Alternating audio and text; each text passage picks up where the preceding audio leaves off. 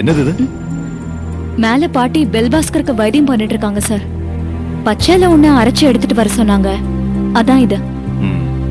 பெல்பாஸ்கர் கிட்ட ஏதாவது முன்னேற்றம் இருக்கா? முன்னேற்றம்னு சொல்ற அளவுக்கு அவர்கிட்ட எந்த மாற்றமும் இன்னும் வரல சார். ஏன்னா இது ஒரே நாள்ல குணமாகிற வியாதி இல்லையே. பாட்டி 48 நாள் டைம் சொல்லிருக்காங்க.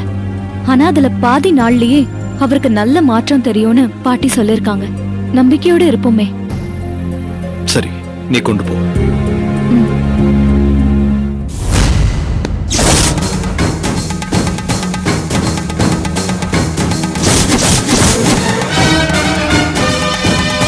உள்ள வரலாமா?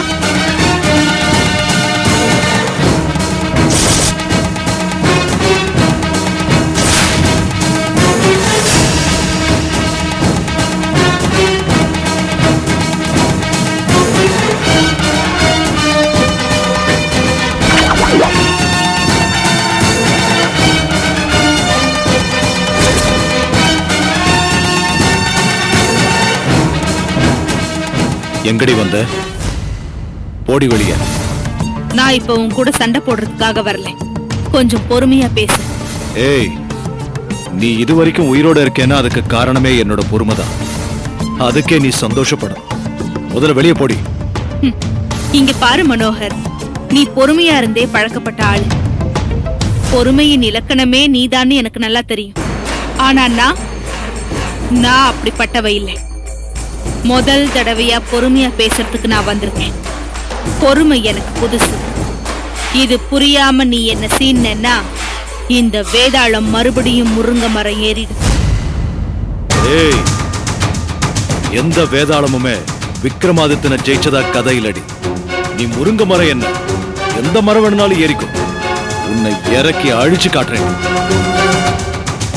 வேண்டாம் மனோகர், இங்க சண்டை போடுறதுக்காக நான் வரல. ரெண்டு பக்கமும் இழந்த இழப்புகள் எல்லாம் போதும். இனி இந்த யுத்தம் வேண்டான்னு முடிவு பண்ணி இறங்கி வந்திருக்கேன். அப்படின்னா இத்தோட எல்லாத்தையும் நிறுத்திக்குவோம். பழி பகை எல்லாத்தையும் விட்டுடுவோம். விட்டுட்டு எல்லாத்தையும் மறந்துட்டு உன் கூட உறவாட சொல்றீங்க? இல்ல, நீ யாரோ நான் யாரோன்னு பிரிஞ்சிடும். ஆமா, நான் சொல்றத கேளு. நீ கையில எடுத்த பிரம்மாஸ்திரத்தை கீழே போட்டு, ஐ மீன் எனக்கு எதிரா சாட்சி சொல்ல நீ பிடிச்சு வச்சிருக்கியே பெல்பாஸ்கர், அவனை நீ விட்டுட்டேன்னா நான் உனக்கு பத்மாவை விட்டு கொடுத்துடுறேன். வாடி வா. என்னடா புலி மாதிரி பாயிர அஞ்சலி சுண்டலி மாதிரி பம்மி வந்து பணிவா பேசுறாளேன்னு பார்த்தேன். பெல்பாஸ்கரை நாங்க போலீஸ்ல ஒப்படைச்சிட்டா அப்புறம் வாழ்க்கை ஜெயில தானே பயந்து போய் ஓடி வந்திருக்கியா? பண்றதெல்லாம் பண்ணிட்டு நான் ஆபீஸ்க்கு வந்து பேசின பிறகு ரொம்ப ஆழமா யோசிச்சு பார்த்து அறிவார்த்தமா முடிவெடுத்து உயிர் பயத்துல சரணடைய வந்திருக்கியா? வேண்டாம் கற்பகம், நான் சமாதானமா பேச வந்திருக்கேன். சரணாகதி அது இதுன்னு சொல்லி என்ன கேவலப்படுத்தாது. ஏய், ரெண்டு பக்கமும் மனசு மாறினாதான் அது சமாதானம். நாங்க தான் நீ என்ன செஞ்சாலும் பாத்துக்கிறோம்னு சொல்றோம்ல. அப்படி இருக்கும்போது இப்ப நீயே பயந்து வந்து பேசினா அது சரணாகதி இல்லாம எப்படி சமாதானம் ஆகும்? உன் முகத்துல மரண பயம் நல்லா தெரியுதுரி. அத நிறைவேற்றாம நாங்க விட மாட்டோம். கிளம்பு. நாங்க எந்த ஆயுதத்தையும் கீழே போடுறதா இல்ல. இப்ப நீ போலாம். Shut up. பத்மா இன்னும் என் கிட்டதான் இருக்காங்கறத மறந்துட்டு வாய்க்கு வந்தபடியெல்லாம் பேசாத. நீங்க 3 பேரும் எப்படியாவது பத்மாவை என் கிட்ட இருந்து மீட்கணும்னு தானே போராடிட்டு இருக்கீங்க. பத்மா இன்னும் ஏன் கஸ்டடியில தான் இருக்கா. நான் நினைச்சா அவளை என்ன வேணாலும் பண்ண முடியும். அவ இப்ப கர்ப்பமா வேற இருக்கா. நான் நினைச்சா அவ கர்ப்பத்தை கருவிலேயே அழிச்சு இந்த ஆளுக்கு நிரந்தரமா வாரிசு இல்லாம பண்ண முடியும். பெல்பாஸ்கர போலீஸ்ல ஒப்படைச்சு என்ன அழிக்கணும்னு நீங்க முயற்சி பண்ணீங்கன்னா அதுக்கு ஒரு நாள் முன்னாடியே பத்மாவை நான் அழிக்கவும் தயங்க மாட்டேன். ஏய், இப்ப என்னடி உனக்கு பிரச்சனை? நீ பத்மாக்காவை அழிக்கணுமா இல்ல அவங்க கர்ப்பத்துல வளர்ற கருவை அழிக்கணுமா? நானே உனக்கு விஷம் தரேன்டி. நீ அவங்களை என்ன வேணாலும் பண்ணிக்க.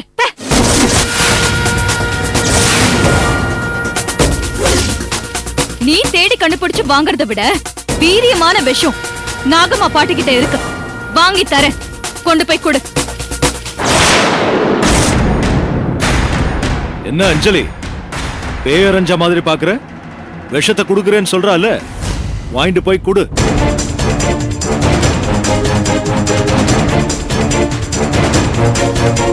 ஏய்,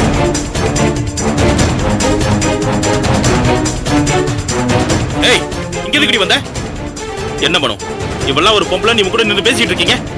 உன் பொண்டாட்டி சமாதானம் பேச வந்திருக்கா. நாங்க சம்மதிக்கலனா பத்மாவை அழிச்சிருவாளாம். அவ வயத்துல வளர்ற கருவையும் அழிச்சிருவாளாம். முடிஞ்சா அழிச்சு பாருன்னு நாங்களே விஷம் கொடுக்க தயாராயிட்டோம். ஏய், என்னடி சொன்ன? ஏய், எங்க வந்து யார பழி வாங்குவோன்னு மிரட்டிட்டு இருக்க? ஏய், முடிஞ்ச பத்மாவை தொட்டு பாரு பாப்போம். என்னடி லுக்கு விடுற? நீ சரியான பொம்பளையா இருந்தா சொன்னதை செஞ்சு காட்டி பாப்போம். செய்றேன். சமாதானம் பேச வந்தா சவடால் பேசுறீங்களா? இந்த அஞ்சலி சொன்னதை செய்வா. செஞ்சதுக்கு அப்புறம் நான் யாருன்னு தெரிஞ்சுக்குவீங்க. சரிதான், போடி.